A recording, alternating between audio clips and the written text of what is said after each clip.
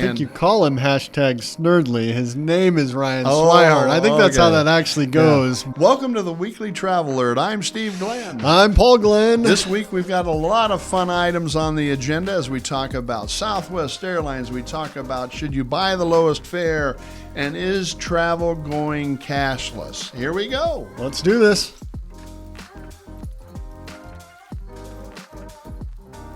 Our headline reads, is travel going cashless, Paul? So one of the things that we're seeing in this industry is as people don't want to deal with theft or loss of inventory or other things, a lot of travelers are coming back and telling us that they couldn't pay with cash. They had to literally give them their debit or credit card. What are you seeing? Yeah, no, just on my flights last night, I know for United now, it's been a good 6 months, if not a year. They are all total cashless, and that's on the airplane. So if you want to buy a snack, if you want to buy a drink in the United Club, I actually noticed somebody was getting a premium cocktail there, and they won't accept cash in the United Clubs either. So I think that's no matter where you're at this point, it's a they don't want your cash, and a lot of it ties back to cash is easy to get into somebody else's pocket. So I think there is that theft aspect, and we live in a world that people are struggling still. So it's very tempting for people to make poor decisions. So no, I think when you've got your phone that you can have a credit card uploaded on there, do your Apple Pay and things like that. You just put your normal credit card on there. I think that's a simple way. It also gets rid of some of the safety and security risks that come with carrying cash. And I just got back from New Orleans, and we've had some history where we've had travelers down there that they'd have a fun night out on the town.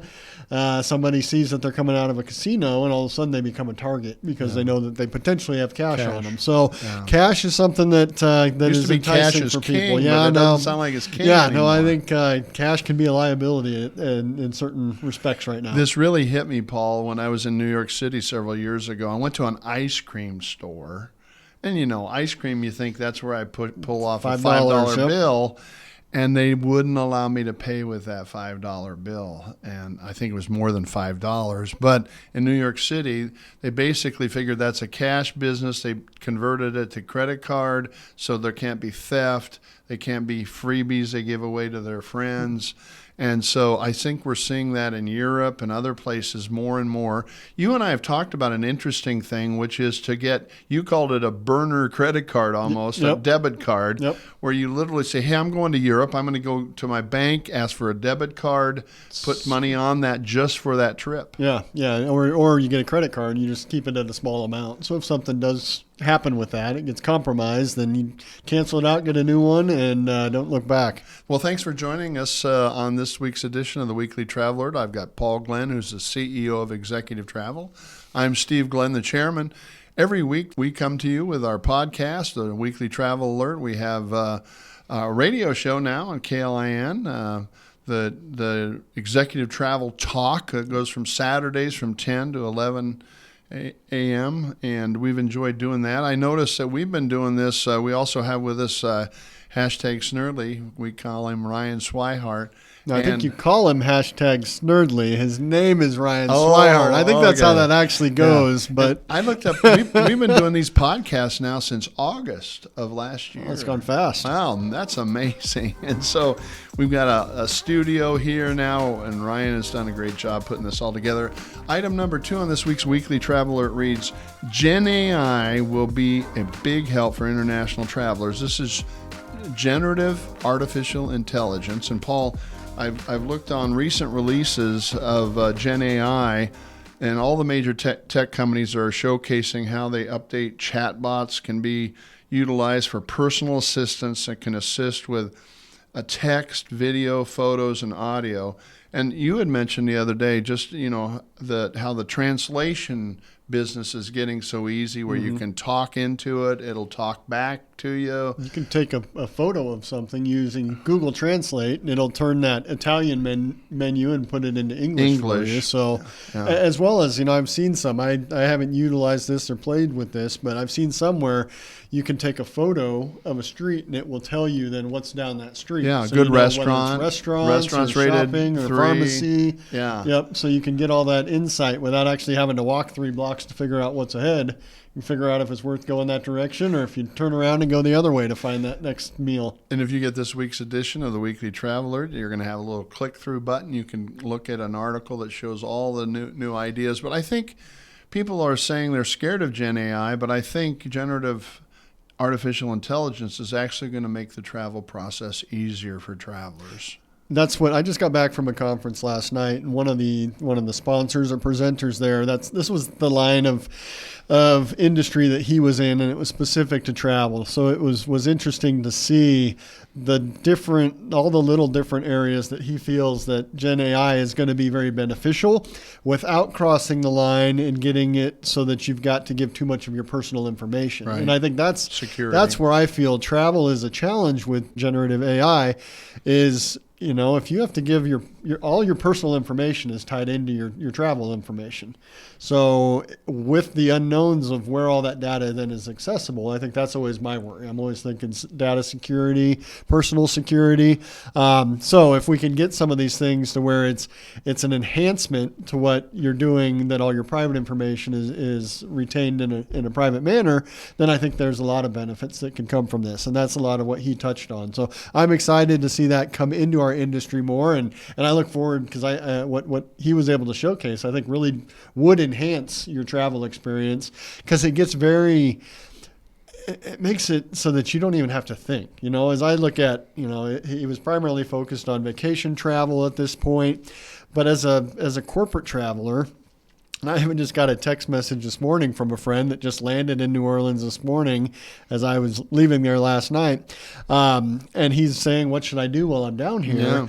Yeah. That Gen AI, it can go out and you can say, I'm here till Friday. What are the things I should do? And it's going to throw out the Holocaust Museum, the World War II Museum, going to the Arnaud restaurant, which is a historic restaurant down there. But it's also going to go out and look at alternatives that would take a lot of time and energy to figure out. Are there concerts in town? Are there sporting events in town? And lay those things out. That's of way more interest to me than going to a museum. Yeah. But it'll say these are the 10 things that are unique that are in town while you're going to be there. Next up is 2 items that one of them reads, Southwest Airlines is increasing early bird check-in pricing. They went up from $15 to $25 each way. Also, Southwest Airlines flights are now listed on Google Flights. And so what we're seeing is Southwest Airlines, Paul, is basically saying, I got to generate more revenue. And they don't do seat assignments, but they do early bird check-in. They also do upgraded boarding. So, and you can pay from $30 to now $149 to upgrade your one-way boarding positions up to that A class, A1 to A15. So they're saying, hey, we got to generate revenue. These other airlines sell their seat assignments, and we don't do seat assignments. Now, my big prediction this year is Southwest will start doing seat assignments before the end of the year. I hope I'm right. I think it would help them with the business traveler, which you've always been critical about. And that was some of our conversation this week, as well as, as we look at the big 4 domestic carriers, who's doing what and how's it having an impact on our travelers. And Southwest is really making some moves to position themselves in a positive manner with corporate travel moving forward. American Airlines has placed some lofty wagers on things that they've lost at this point. So now they're having to figure out what their direction's going to be. But yeah, it's going to be interesting to see how all these different things play out, because I think our domestic carriers, it's going to be a different feel in corporate travel moving forward. And one of the things that they talked about this week was back when deregulation happened, back in the 70s? 78, I think. 70s, yeah. How one of the speculations was with that, there would be hundreds of domestic airlines in 40 years. And now you look at it and it's actually gone the opposite, to where everything's consolidated, and there are 4 monopolies of sorts. And that really hasn't benefited the consumer at all. So you bet. The last item on this week's Weekly Traveler, this is put out by Executive Travel. We've been in business now almost 38 years, Paul. Paul's the CEO of Executive Travel. I'm the chairman. and founder of Executive Travel. We're very thankful you join us. The last item on this week's Weekly Travel Alert reads as follows, Paul. If you need to check a bag for your international trip, you should never buy the cheapest basic economy ticket. Let me run the numbers if you're traveling internationally. So if you're flying on United and the ticket's $1,000 round trip for basic economy, and you want to check on a bag, it will cost you $150 each direction. Each direction. So that's $1,300 total. Whereas if you buy the standard economy class, you get to check one bag for free international.